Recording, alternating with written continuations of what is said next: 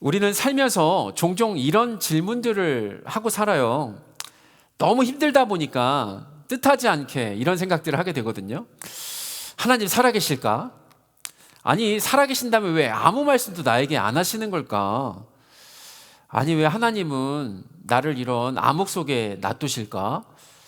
하나님은 왜 보이지 않을까? 특별히 인생이 어렵고요. 어려운 일을 당하고 안개가 가려서 아무것도 보이지 않을 때 마치 하나님이 침묵하시는 것처럼 느껴질 때가 종종 있습니다.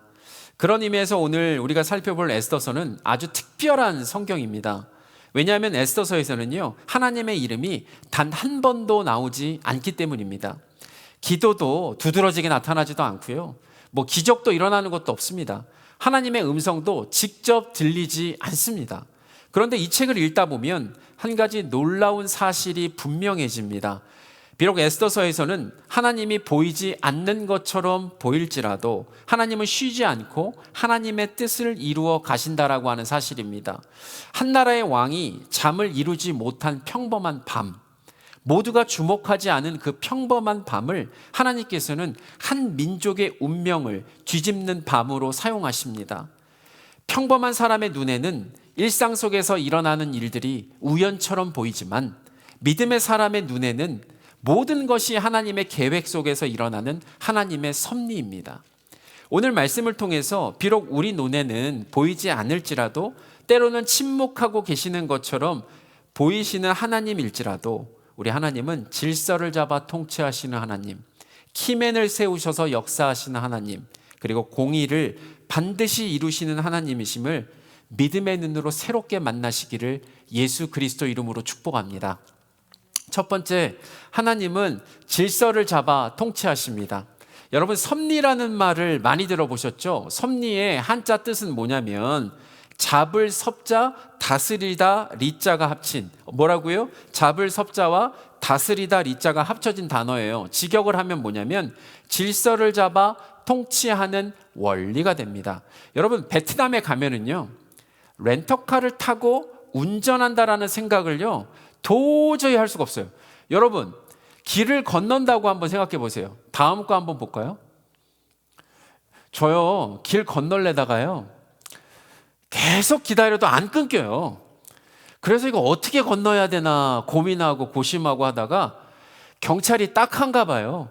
경찰이 편말로 빨간색을 이렇게 딱 들이밀어야 그때 서요. 여러분, 이 길을 건너는 게 얼마나 담대한 믿음이 필요한 줄 아십니까? 여러분 보실 때는 어떻게 보여요? 이게 보면 우리가 볼 땐 무질서해 보이잖아요. 그러나 질서를 잡아 통치하는 원리가 그 안에 있어요. 여러분, 베트남에서는요, 길을 걷는 보행자가 어떻게 걸어야 되냐면, 여러분도 어차피 베트남 가보셨거나 가실 거니까 이렇게 천천히 지나가면은요, 지나가는 오토바이가 알아서 피해갈 수 있는데 쫄다가 갑자기 이렇게 몸을 막 바꾸면요, 그냥 쳐요. 우리가 볼 때는 이거 뭐야, 이거 질서도 없는데. 그러나 천천히 걸어가면 괜찮은 그 질서가 유지되는 통치 원리가 베트남에 있는 것처럼 살아계신 하나님은요, 세상이든 역사든 인간의 삶을 보이지 않게 질서를 잡아 통치하시고 이끌어가고 계십니다. 우리는 이러한 하나님의 통치를 섭리라고 부릅니다. 여러분, 성경을 살펴보면요, 요셉의 인생은 한 개인에게는 너무도 고통스러운 아픔이었습니다. 이복 형제들에게 인신매매 당해가지고 노예로 팔려가고 말도 안 되는 누명으로 감옥에 갇히고 꿈 해몽을 해줬는데 나를 꼭 좀 기억해달라고 말을 했는데요, 아무런 소식도 없이 그렇게 감옥에 갇혀 있었잖아요. 감옥에 갇혀 있으면서 무슨 생각했을까요? 이러다 내 인생 끝나는 거 아니야? 이러다 끝나는 인생 아니야? 라는 생각을 했을 거예요. 그런데 요셉의 삶을 보이지 않게 다스리고 이끌어 가시는 하나님의 섭리가 창세기 50장 20절에 등장합니다. 뭐라고 나오냐면, 당신들은 나를 해하려 하였으나 하나님은 그것을 선으로 바꾸사 오늘과 같이 많은 백성의 생명을 구원하게 하시려 하셨다라고 고백을 해요. 요셉은 개인의 고통과 아픔을 뚫고 한 민족을 살리시는 하나님의 계획과 하나님의 섭리를 발견합니다. 하나님은 내가 애굽의 노예로 팔려서 보디발 아내의 모함에 빠지고 감옥에 갇혔던 모든 일들을 선으로 바꿔서 한 민족을 살리시는 그 역사에 사용하신 여호와 하나님이시다라고 찬양하고 있습니다. 여러분, 성경을 보면 어디 요셉만 그렇습니까? 모세의 인생도 한 개인에게 너무나 이해할 수 없는 파란만장의 연속이었습니다.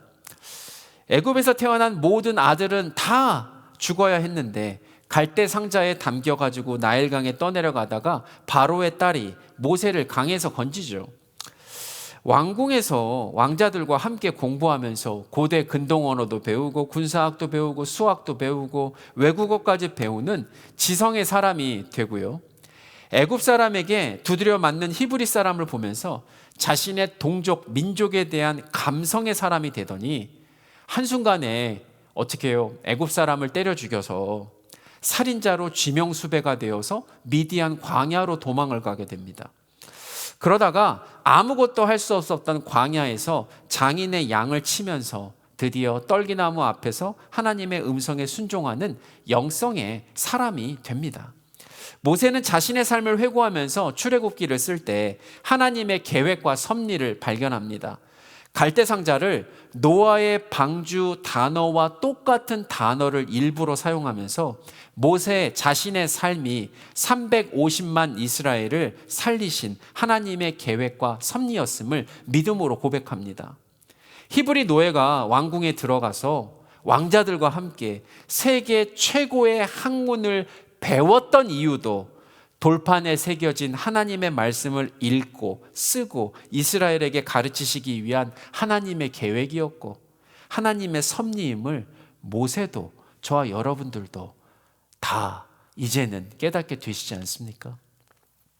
오늘도 살아계신 하나님은 페르시아에서 일어난 주의 백성의 위기에 질서를 잡아서 통치하십니다. 본문 1절을 보면 그날 밤에 왕이 잠이 오지 아니하므로 명령하여 역대 일기를 가져다가 자기 앞에 읽히더니 라고 말씀합니다. 이 장면만 놓고 보면요, 아주 평범한 일상처럼 보이죠? 끊어서 보겠습니다. 왕이 잠이 오지 않았다. 책을 가져오라고 한다. 역사 기록을 들었다. 너무 평범해서 아무런 특별함이 전혀 느껴지지 않습니다. 그러나 이 평범한 사건이 민족의 운명을 바꾸는 전환점이 됩니다. 우연처럼 일어난 모든 일들이 하나둘씩 연결이 되면서 질서를 잡아서 통치하시는 하나님의 섭리가 드러납니다. 마치 콩을 갈아서 끓이다가 간수를 조금 붓게 되면 콩이 뭉쳐서 몽글몽글 두부가 되어서 물 위로 떠오르는 것처럼 이 평범한 일 속에서 하나님의 섭리가 수면 위로 드러나게 됩니다. 여러분들은 우연을 믿으십니까? 하나님의 계획을 믿으십니까? 우리가 만약 우연을 믿는다면 우리 강명산 권사님이 강태수 장로님 만나신 것도요, 그냥 우연이고, 뭐 여러분이 미국에 오신 것도 우연이고, 여러분이 이 교회 다니신 것도 우연이에요. 그렇게 되면, 그죠? 세상 말로 다 얻어 걸린 복권 같은 삶이 되는 거죠. 근데 우리가 만약 하나님의 계획을 믿는다면 노사연 씨가 만남을 부른 것처럼 만남의 가사에 이런 게 있더라고요. 우리 만남은 우연이 아니야. 그것은 주님의 계획이었어. 이렇게 되겠네요. 그죠? 또한 우리가 만약 하나님의 계획을 믿는다면 여러분이 이 땅을 살아가면서 겪는 모든 과정은 예수 그리스도를 닮아가는 과정임을 믿게 돼요. 그게 무슨 말인가? 로마서 8장 28절을 보면요, 이렇게 나와 있죠. 우리는 압니다라고요. 무엇을 알까요? 모든 것이 하나님의 목적 따라 가고 있다는 것을 알게 된다는 거예요. 모든 것이 합력하여 선을 이루어주시는 하나님의 선한 손이 내 인생에 함께하고 계신다라고 하는 것을 나중에는 보게 되죠. 그러므로 비록 하나님이 육신의 눈에 보이지 않아도, 비록 하나님이 아무런 일을 하시지 않는 것처럼 느껴지고 생각되어도, 그러나 하나님은 이 땅의 질서를 잡아서 통치하고 계십니다. 지금도 하나님은 이 땅을 당신의 목적에 따라 이끌어 가고 계십니다. 에스더서의 기자의 관점은 뭐냐면, 개인적인 감정으로 7만 5천 명의 유대인들을 학살하려는 모든 계략을 하나님께서 질서를 잡아 통치하신 섭리로 바라보고 있습니다. 그래서 본문 1절을 원어로 보면은요, 어떻게 해석이 되냐면, 왕에게서 잠이 도망갔기 때문에 라고 원어는 쓰고 있어요. 왕에게서 잠이 도망갔대요. 헬라어로 번역된 1절은 어떻게 나오냐면 하나가 더 첨부되어서 있어요. 뭐라고 나와 있냐면 그러나 주님께서 라는 문구로 시작을 하면서 하나님이 왕의 잠을 없애신 것으로 보고 있어요.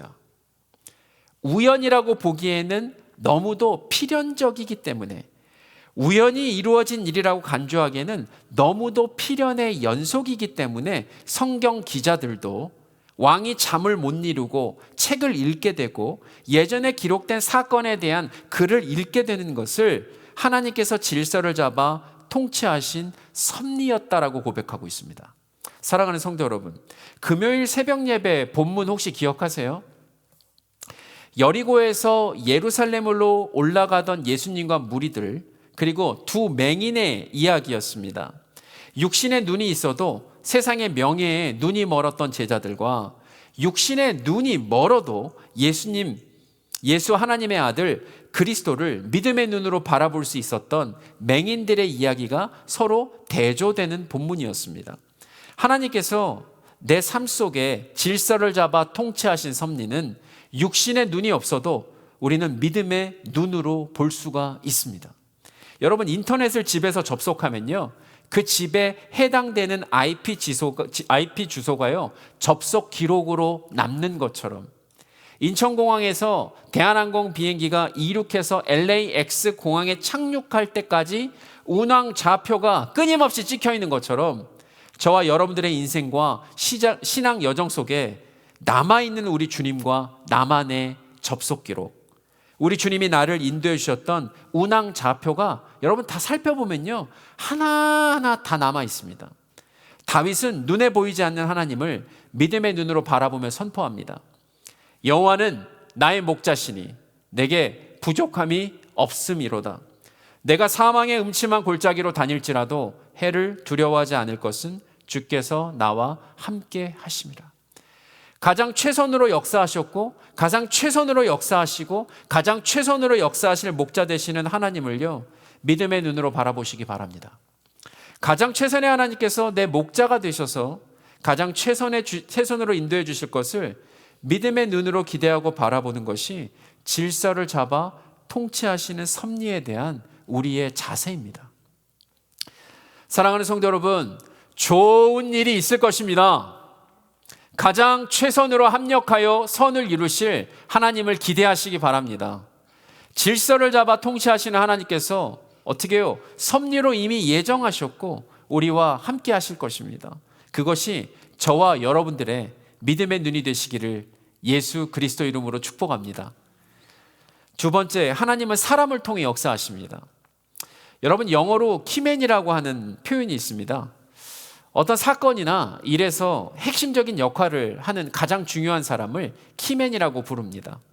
마치 굳게 닫혔던 문을 속 시원하게 열어주는 것처럼, 마치 꽉 막혀 있었던 어려운 문제를 속 시원하게 풀어주는 것처럼 오늘 본문에서 하나님의 섭리의 키맨 모르드게가 등장합니다.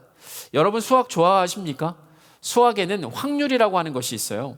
본문 1절에 등장하는 그날 밤의 확률은 1년 365일 중에 하루의 확률입니다.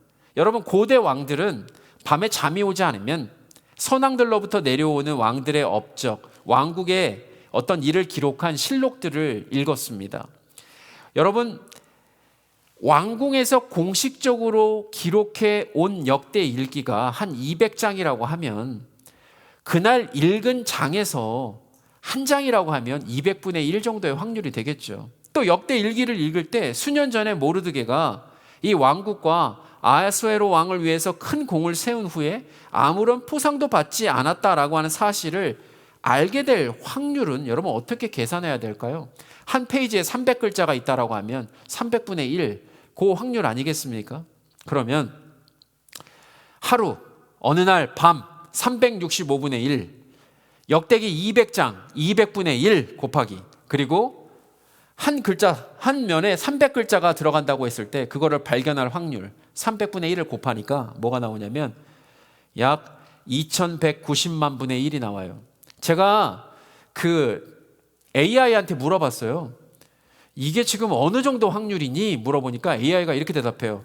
거의 0%에 가까운 확률입니다 라고 얘기를 하면서 이렇게 설명을 하더라고요. 이 정도 확률이면요, 복권에 당첨될 확률보다 훨씬 낮은 확률입니다. 2천만 명이 제비를 뽑는데 딱 한 사람이 뽑히는 확률입니다. 번개 맞는 것보다 1000배 이상 더 일어나기 힘든 확률입니다. 이렇게 설명을 하더라고요. 결국 이 모든 일이 동시에 일어날 확률은 불가능에 가깝다라고 하는 말이잖아요. 그러므로 이 확률은 분명하게 저와 여러분들에게 증거합니다. 왕이 그날 밤에 잠이 오지 않고 역대 일기를 가져와서 읽게 하고 모르드게가 왕의 암살을 막는 큰 공을 세웠음에도 불구하고 아무런 포상을 받지 못한 것을 알게 된 확률은 결코 우연이 아니라 보이지 않는 하나님의 섭리요, 하나님은 7만 5천 명의 이스라엘을 구원하신 키맨으로 모르드게를 세우신 것입니다. 이처럼 하나님은 결정적 순간에 키맨들을 세우시고요, 하나님의 뜻을 이루어 가십니다. 성경을 보면 하나님께서 히브리 2민 3세 느헤미야를 키맨으로 세우셔서요, 150년 동안 그 누구도 하지 못했던 예루살렘 성벽을 단 52일 만에 재건하십니다. 예루살렘 성벽 재건은요, 뭐 눈에 보이는 성벽 재건도 물론 했지만 눈에 보이지 않는 이스라엘의 영적 재건까지 함께 이뤄냈던 엄청난 역사였습니다. 주의 손이 함께 하시는 모든 재건 과정을 보면서 이스라엘은 살아계신 하나님이 다시 한번 확신하게 되었고요, 하나가 되어서 그 과업을 통해 살아계신 하나님을 다시 한번 온전하게 붙잡는 영적 회복이 일어나게 됐습니다. 절기도 새로 지키게 되고 하나님을 예배하는 것들이 계속해서 시작됐습니다. 여러분, 하나님께서는 바나바를 키맨으로 세우셔서요, 사도 바울이 세계 선교의 비전을 담아낼 수 있는 그런 역할을 감당할 수 있는 선교의 대로를 열어주셨습니다. 바나바가 바울을 예루살렘에 있는 사도들에게 데리고 가서요, 다메섹에서 예수님을 만났던 일들에 대한 설명을 하지 않습니까? 그 당시에요, 아무도 예루살렘에 있어서 사도들, 제자들, 사도 바울을 믿지 못했어요. 정말 회심했을까 할 때 바울이 예수 그리스도의 제자가 되었다라고 하는 것을 사도들과 제자들이 받아들일 수 있도록 다리를 놓아줬던 게 바나바였습니다. 그로 인해서 예루살렘과 온 유대와 사마리아와 땅끝까지 복음이 전파되는 놀라운 역사가 일어나게 되었고, 저와 여러분들도 복음을 듣게 돼서 이 자리에 앉아 계신 것 아니겠습니까? 하나님은 우리 인생의 결정적 순간에도 키맨을 세우시고요, 하나님의 뜻을 이루어 가십니다. 여러분이 인생에서 만나셨던 그 중요한 키맨들 다 있으시죠? 이번 춘계 부흥회 강사로 오시는 이재두 목사님은 저보다 연배는 5살 위예요. 그런데 CNMA 신학대학원 동기고, 또 목사고시 동기고, 안수도, 목사 안수도 동기입니다. 2020년 코로나 팬데믹으로 인해서 항공사에서 비행기가 다 캔슬됐어요. 그래서 유나이티드 항공에서 1년 정도 정한 기한을 줘서 그때까지 마지막으로 써라. 근데 이재도 목사님이 아무리 생각해도 갈 데가 없었던 거예요. 그래서 그냥 시카고에 진정호 목사님 사모님 갑작스럽게 만나려고 2박 3일 일정으로 시카고를 방문하게 됐습니다. 갑자기 연락이 와서 저희 집에서 이재도 목사님 내외랑 진정호 목사님 내외분이 방문을 해서 만남을 가졌는데, 제가 당시 그 북클럽을 인도를 하고 있었어요. 무신론자도 있었고, 예수 믿다가 그만둔 사람도 있었고, 또 예수 열심히 믿는 사람들도 있었는데 25명 양육하다가 내린 결론이 뭐냐면, 우리도 예수를 섬길 수 있는, 주님을 섬길 수 있는 길이 좀 있었으면 좋겠다. 그래서 단기 선교 장소를 놓고 기도를 하고 있었어요. 근데 갑자기 뜬금없이 이재도 목사님이 정재영 감독님 과테말라 단기 선교를 예전에 섬기셨던 교회에 우리 예전에 섬기셨던 교인들하고 같이 간다고 얘기를 해주는 거예요. 그래서 제가 번뜩 들었던 생각이, 그럼 저랑 우리 북클럽 섬기시는 집사님 한 분 대표로 같이 데려가 주세요. 그렇게 시작된 것이 과테말라와 저와의 이제 운명적인 만남이었던 것 같습니다. 과테말라 단기 선교를 그때 다녀오고 제가 일종의 정탐을 하고 와서 북클럽 저희 25명 다 데리고 함께 다녀오면서 지역교회와 국립대학이 함께 연계해서 이렇게까지 섬길 수 있는 선교적인 모델에 대한 것을 제가 발견하게 되었고, 제자 양육을 통해서 과테말라, 중미, 남미, 이슬람 문화과까지 선교사를 파송하는 이러한 비전에도 참여하게 되었습니다. 그래서 제가 매주 화요일 날 과테말라에서 실제로 그 꾸놀대학에 있는 대학생들을 양육을 하고 있지 않습니까? 참 사랑하는 성도 여러분, 하나님은요 사람을 통해서 역사하십니다. 마치 우리 인생의 여정에서 표지판을 이렇게 딱 하니 설치해 주시는 것처럼 하나님께서 우리 인생에 키맨을 세우셔서 하나님의 뜻으로 인도하십니다.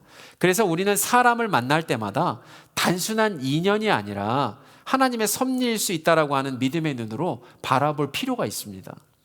에스더의 이름은요, 에스더의 히브리 이름이 뭐냐면 하다샤예요. 한국말로 은매화라고 하는 뜻입니다. 근데 부모가 죽은 후에 모르드게가 삼촌의 딸 하다사를 자기 딸처럼 정성 들여 키웠습니다. 하나님께서는요 하다사의 인생에 모르드게라고 하는 키맨을 세우시고요, 그녀의 이름을 에스더로 바꿔주십니다.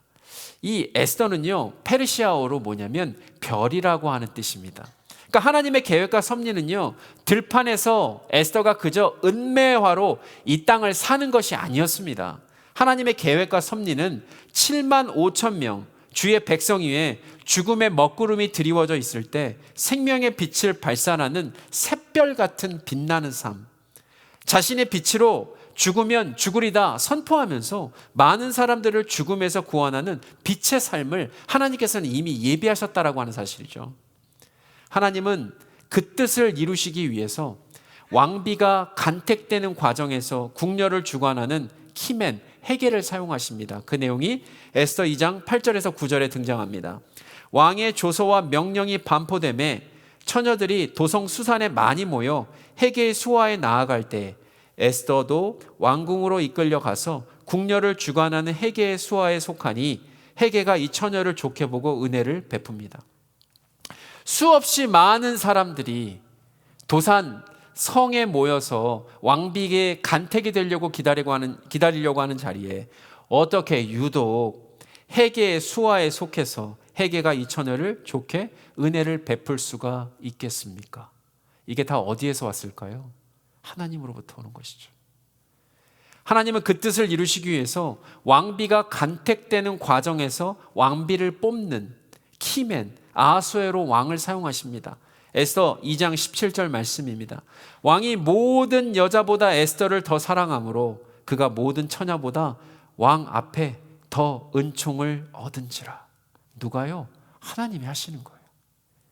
하나님은 그 뜻을 이루시기 위해서 왕의 내시 빅단과 데레스 두 사람이 왕을 암살하려고 하는 이야기를 듣는 키맨 모르드게를 사용하십니다. 그 내용이 에스더 2장 21절 23절에 등장합니다.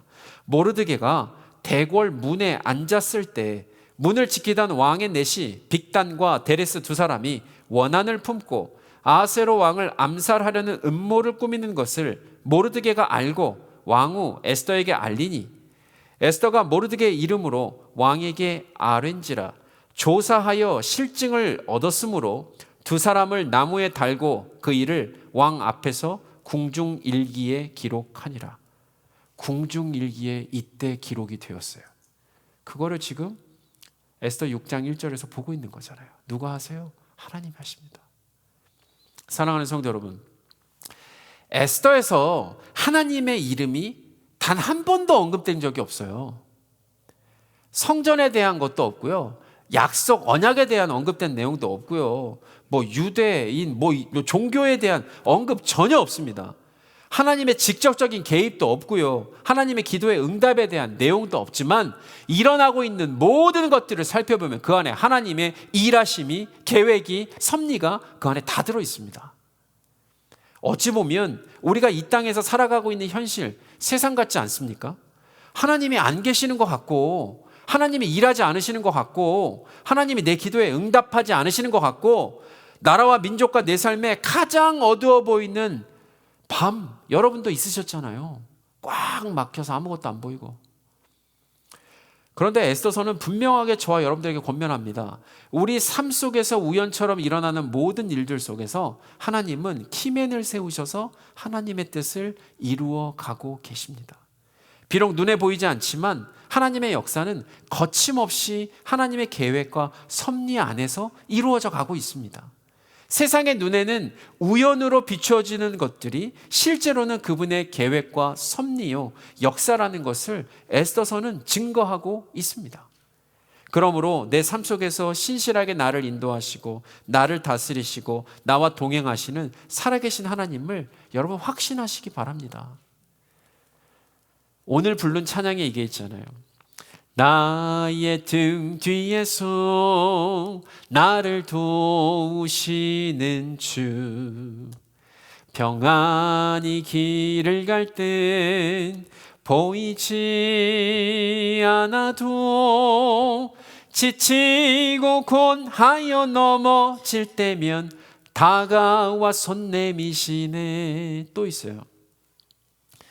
나의 등 뒤에서 나를 도우시는 주, 때때로 뒤돌아보면 여전히 계신 주, 잔잔한 미소로 바라보시며 나를 재촉하시네. 그분이 인도하시는 우리의 인생의 모든 길을 인도하시는 목자 되시는 우리 주님을 신뢰하시면서 기쁨으로 인생의 모든 여정 걸어가시는 모든 성도님들 되시기를 예수 그리스도 이름으로 축복합니다.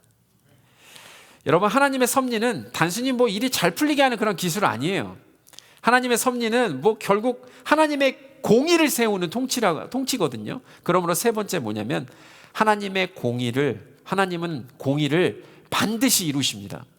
여러분, 하나님의 공의의 뜻이 뭐라고 생각하세요? 하나님의 공의의 뜻은요, 하나님은 불의를 그냥 넘어가지 않으시고요, 하나님은 의로운 것을 반드시 세우시는 분이다. 이것이 하나님의 공의입니다.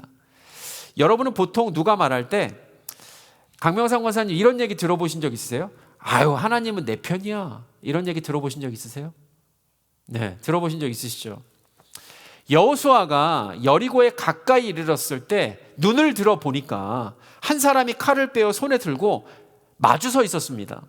여호수아가 물었습니다. 당신은 우리 편입니까? 아니면 적 편입니까? 하나님의 군대 장관은 이렇게 대답합니다. 아니다. 나는 여호와의 군대 대장이다.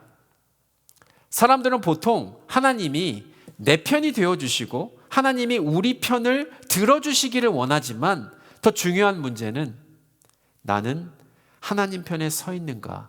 이것이 더 중요한 문제입니다.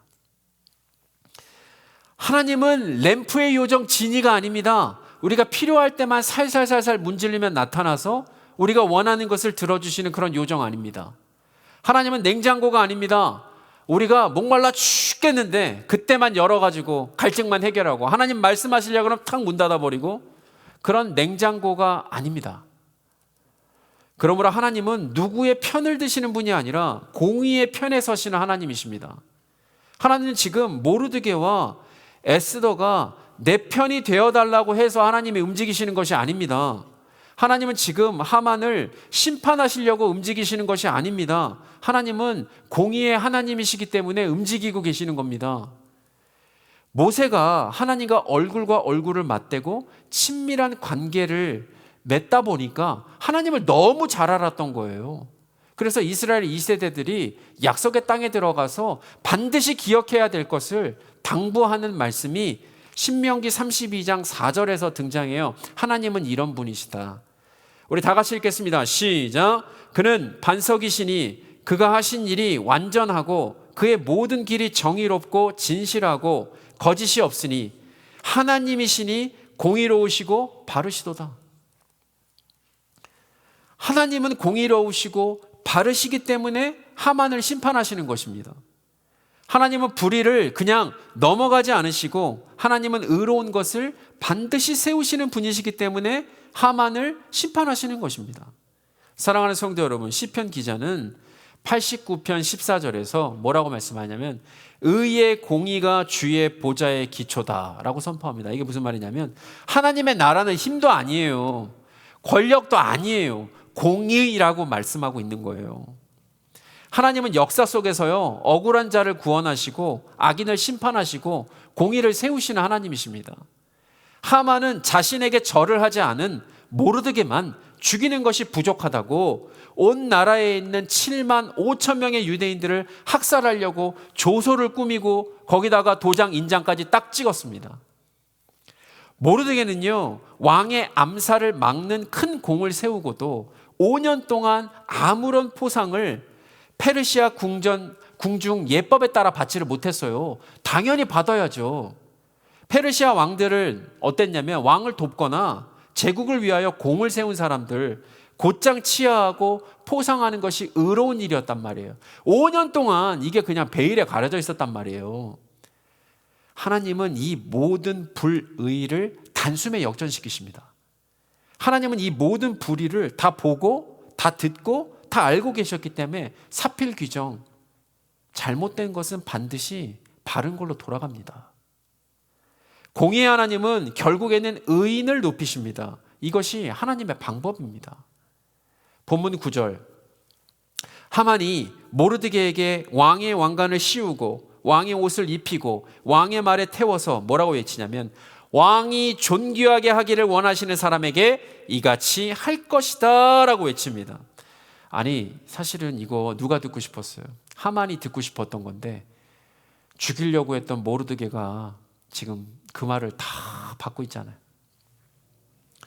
성경은 공통적으로 말씀합니다. 요셉이 감옥에 갇혔다가 애굽의 총리가 되게 하시고 다윗이 도망자가 되어 쫓기다가 이스라엘의 왕이 되게 하시고 모르드게가 무명의 자리에서 생명의 위협을 당하다가 존귀한 자리에 오르게 되는 모든 중심에는 하나님의 공의가 있었습니다. 하나님은 모든 어두운 것을요 다 드러내십니다. 시편 37편 6절 말씀, 내 의의를 빛같이 나타내시며 내 공의를 정오의 빛같이 하시리로다. 다윗은 의인이 억울한 상황에 있을 때 결국 하나님께서 그의 의와 공의를 만천하에 드러내신다라고 말씀합니다. 동일하게 오늘 본문 13절에서 하만에게 일어난 모든 일을 그의 친구와 아내에게 이야기했더니 이렇게 말합니다.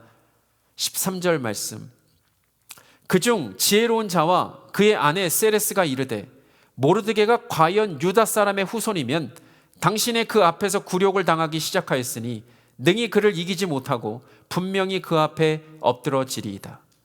하나님은 공의를 반드시 이루십니다. 이 모든 하나님의 뜻은 하나님의 계획과 섭리 안에서 여러분 이루어집니다. 고난 중에 계신 분 있으세요? 고통 중에 계신 분 있으세요? 혹시 환난 중에 계신 분 있으세요? 여러분, 이 모든 순간까지도 우리는 하나님의 계획과 섭리 안에 있음을 반드시 기억해야만 합니다. 이 모든 순간에도 우리는 하나님의 일하시고 다스리신다, 역사하신다라는 것을 여러분 우리는 신뢰해야만 합니다. 오늘 우리는 에스더 6장을 통해서 세 가지를 살펴봤어요. 첫 번째 뭐라고요? 진짜 하나님은 질서를 잡아 통치하십니다. 왕의 잠 못 드는 밤도, 궁중일기의 기록도, 모르드게의 잊혀진 공로도 결코 우연이 아니었습니다. 하나님의 계획과 섭리 안에 일어난 일들이었습니다. 두 번째, 하나님은 사람을 통해 역사하십니다. 모르드게를 세우시고 에스더를 세우시고 필요할 때 꼭 필요한 사람을 키맨으로 사용하셔서 하나님의 뜻을 이루어 가십니다. 세 번째, 하나님은 공의를 반드시 이루십니다. 악인의 교만은 오래가는 것 같아도 무너지게 하시고 의인의 억울함을 감춰진 것 같아도 온 천하에 드러나게 하십니다. 사랑하는 성도 여러분, 우리 삶에도요 하나님이 보이지 않는 어두운 밤이 다 있습니다. 기도해도 응답이 없는 것 같은 밤이 다 있습니다. 억울한 일을 당하는 밤 다 있습니다. 하만이 웃고 모르드게가 침묵하는 것 같은 밤이 있습니다. 내가 잊혀진 것 같은 밤이 있습니다. 그러나 그 밤에도 하나님은 일하고 계십니다. 에스더 6장의 밤처럼 하나님은 우리가 잠든 사이에도 하나님의 역사를 준비하고 계십니다.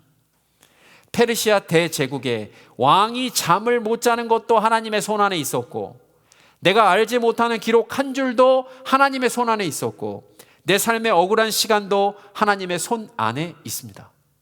그러므로 여러분, 낙심하지 마시기 바랍니다. 절망하시지 마시기 바랍니다. 보이지 않는다고 해서 하나님이 안 계신 것이 아닙니다.